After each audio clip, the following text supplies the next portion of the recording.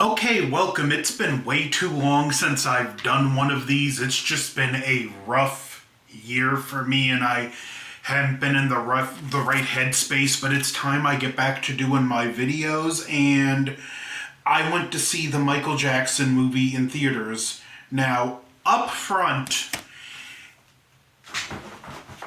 there is controversy about this movie because of the allegations about Michael Jackson.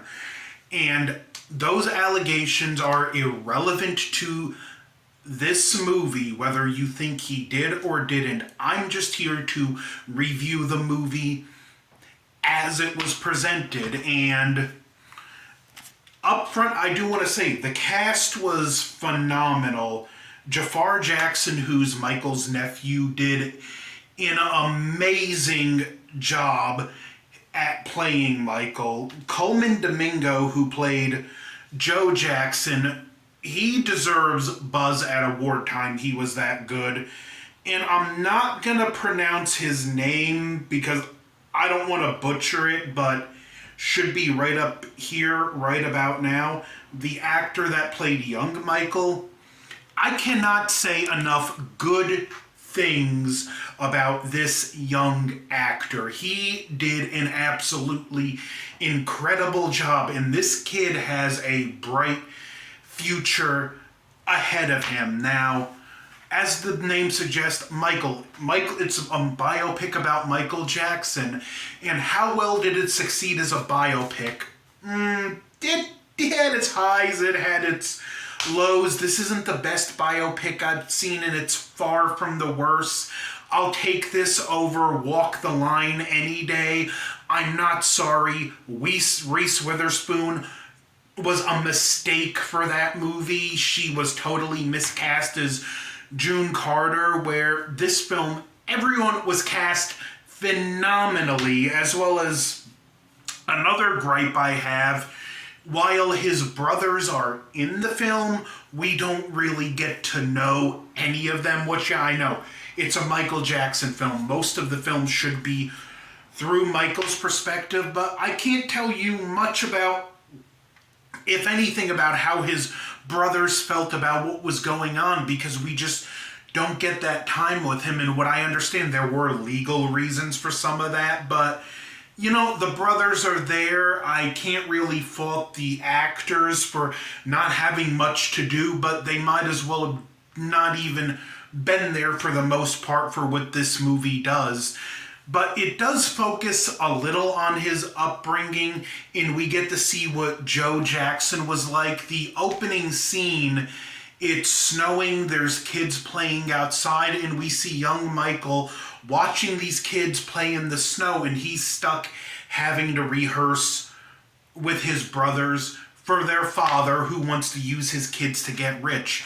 Joe Jackson was a bum who forced his kids into success, then rode in on his coattails, and their coattails in this movie portrays them as such. We get one scene where Joe Jackson has them performing at a nightclub late at night on a school night, and when they get home, rather than letting his kids rest for school in the morning, he forces them to rehearse. Young Michael objects and gets whooped with the belt. We see the rise of the Jackson 5, and this does feel more like in some cases, just a movie, just the music first and the movie second at times, because we get a lot of songs, we get a lot of recording scenes, and the music takes the forefront a lot in this movie. And I'll say, if you're a Michael Jackson fan, for that alone, I'd say this movie is worth the price of admission.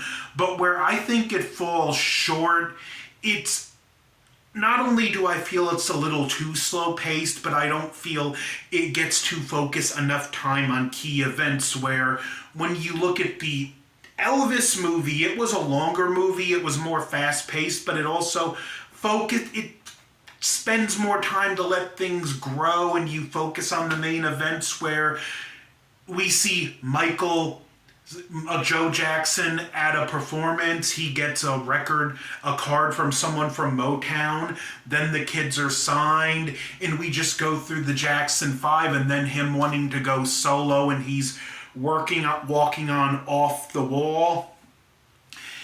We get the part where he gets a lawyer and gets his dad fired. And, again, the performances are good. I totally believed this was Joe Jackson, this was Michael Jackson, but the film does have pacing issues because it just doesn't get enough time to breathe in places I feel it should have. And especially, I found myself, again, wanting to see more with young Michael because that young actor was so good. And not diminishing Jafar Jackson, he was phenomenal, and he deserves his own hype come award season for playing Michael. I mean, if you look, there's actually people who have uploaded videos and they've done side by side of Jafar and his uncle, and he captured the mannerisms, the movement really well. We get to see like how important dance was to Michael, and that he even had a hard time standing still in the recording studios. We get to see some of Michael's views about music and how it can transcend culture and race, and how he felt his music was for everyone. So it does do a good job portraying him, even if I feel the movie plays it a little too safe in certain places. The main focus of this movie is Michael trying to get out from under the thumb of his father, because even when he fires his father as manager, he's still stuck under his thumb, which comes to the Pepsi commercial scene where his hair catches on fire, and that was something his father roped him into, as well as another tour with the Jackson 5. In the scene with the fire, like, some of you that have watched my longtime videos, I've had second degree burns on this arm.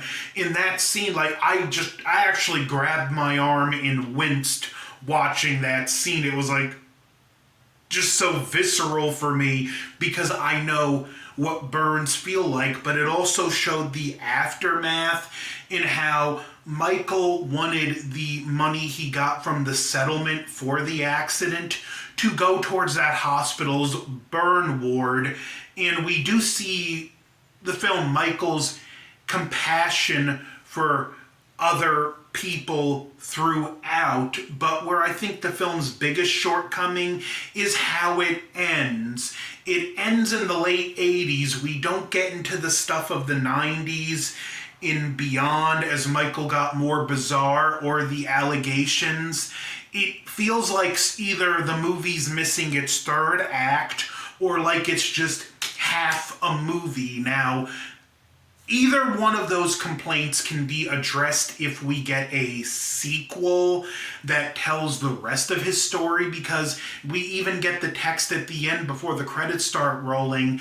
His story continues, but we don't get the rest of the story. So this is a hard movie for me to rate, because there are so many great things about this movie, but it doesn't feel like a complete movie. So it's like,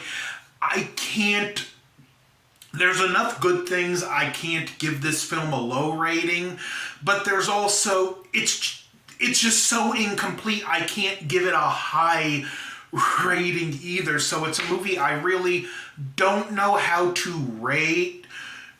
I'll give it maybe a 6 out of 10. I want to give it more because the good in this movie is so good, but because it feels so incomplete, I just can't give it any higher. Again, if you're a Michael Jackson fan, do yourself a favor.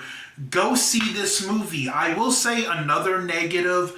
When I went to see the Elvis movie, it really hit me at how great of a performer Elvis was, and what it must have been like to see Elvis live. Seeing that movie, I got to sample some of that and live vicariously through the movie, and I was able to put myself in the shoes of the audience and just get an understanding of what it must have been like to see that legendary performer live.